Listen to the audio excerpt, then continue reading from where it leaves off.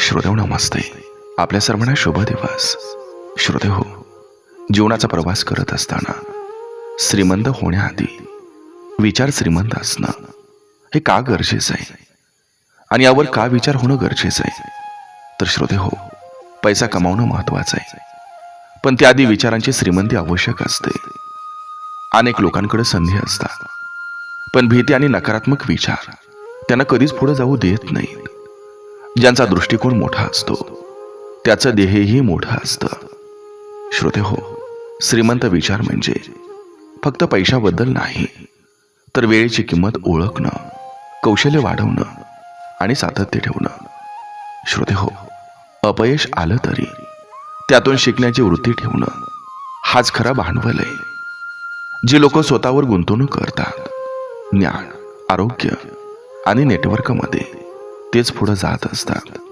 श्रोतेहो, तुलना करण्याऐवजी स्वतःचा विचार करण्यावर लक्ष दिलं तर यश जवळ येतं.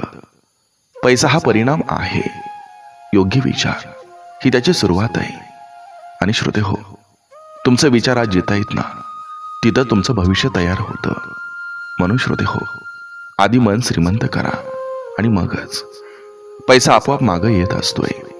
आणि आणखी एक श्रोतेहो, आपण पैसा कमवण्याच्या जास्त मागं लागतो, पण जे आपण माझं म्हणतो ना, ते खरंच आपल्या मालकीचं आहे का, याचाही विचार होणं गरजेचं आहे. आपण जन्माला येण्यापूर्वी ही संपत्ती कोणाच्या तरी मालकीची होती आणि आपण गेल्यानंतर सुद्धा ती कोणाच्या तरी हातात जाणार आहे. मग या सगळ्या आयुष्यात आपण फक्त थोड्या काळासाठी त्या गोष्टीचा वापर करणार आहे. तरी श्रोतेहो, माणूस आयुष्यभर माझं माझं करत राहतो आणि शेवटी रिकाम्या हातानंच जातो. म्हणून इतकंही लक्षात ठेवा की संपत्ती नाही, तर कर्म आणि नाती खऱ्या अर्थानं आपले असतात. बघा, पटतंय का? पटलं तर नक्की विचार करा.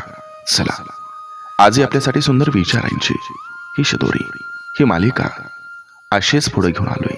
चला, करूया सुरुवात सुंदर विचारांना, सुंदर सुविचारांना.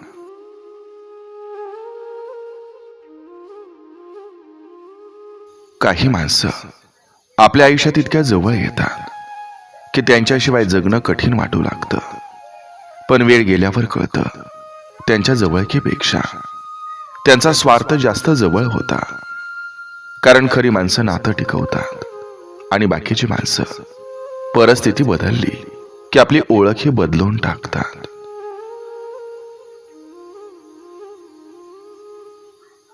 घरातले सगळे एकत्र बसले म्हणजे मनही जवळ असतात असं नसतं.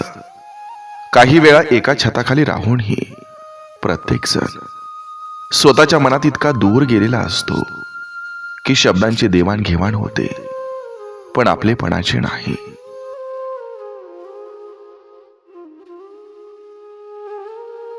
जी माणसं सतत इतरांच्या आयुष्याबद्दल बोलत राहतात, ते अनेकदा स्वतःच्या रिकामेपणापासून पळत असतात.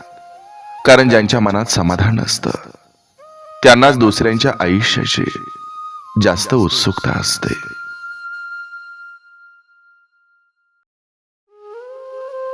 चारित्र्यावर प्रश्न उपस्थित करणाऱ्याकडं बहुतेक वेळा पुरावे नसतात. त्यांच्याकडे फक्त ऐकीव शब्द असतात. पण समाजाला सत्य समजून घेण्यापेक्षा कथा रंगवणं अधिक सोपं वाटतं.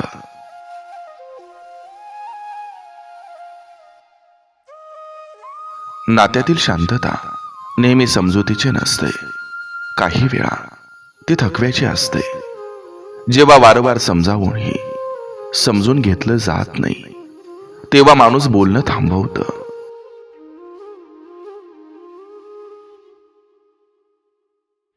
अपेक्षा ही नात्यांची सर्वात शांत पण खोल जखम असते.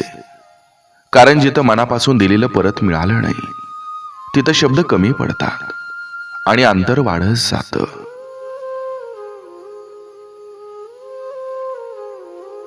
काही नातेवाईक तुमच्या दुःखात सहभागी होतात, पण तुमच्या यशात शांत होतात.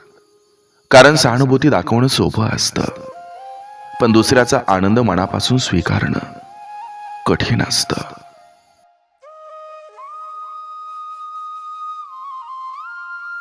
लोक अनेकदा तुमच्या चुकांची नोंद ठेवतात, पण तुमच्या संघर्षाचा इतिहास विसरतात.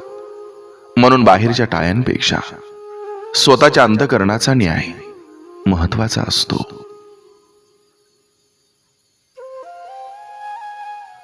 स्वार्थ हा नेहमी उघड दिसत नाही. तो अनेकदा प्रेमाच्या, काळजीच्या आणि जवळकीच्या शब्दात लपून राहतो.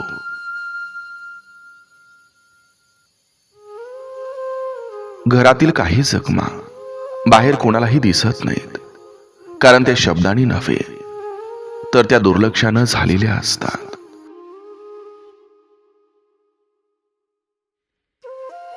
काही लोक तुमचं बोलणं ऐकतात, पण समजून घेण्यासाठी नाही, तर योग्य वेळी त्या शब्दांचा वापर तुमच्या विरुद्ध करण्यासाठी.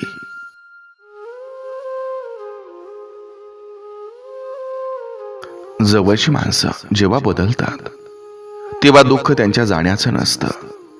दुःख या जाणीवेचं असतं की आपण ज्यांना खरं मानलं ते तितकेच खरे नव्हते. कधी कधी माणूस इतका थकतो की त्याला आधाराची अपेक्षा राहत नाही, कारण वारंवार निराशा मिळाल्यावर मन स्वतःला सवय लावून घेतं. शेजारी नेहमी जवळ राहतात, पण मनानं जवळ असतीलच असं नाही. काही दारं समोर असतात, पण भावना मात्र खूप दूर असतात. जिथं सतत तुलना होते तिथं प्रेम टिकत नाही, कारण तुलना माणसाला कमीपणाची जाणीव देते आणि जवळीक हळूहळू कमी करते.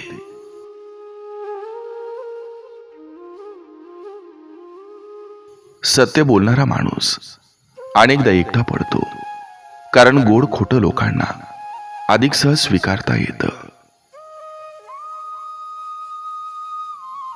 काही माणसं गरज संपेपर्यंत तुमच्याशी जुळून राहतात, आणि गरज संपली की संवादातला उबदारपणा देखील निघून जातो.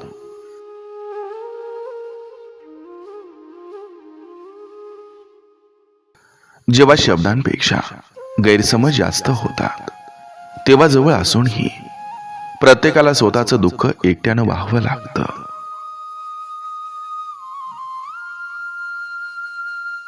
जीवनात सर्वात कठीण गोष्ट म्हणजे आपल्याच माणसांबद्दलचं सत्य स्वीकारणं, कारण काही नाती नावाला जवळ असतात पण मनानं फार आधी दूर गेलेली असतात.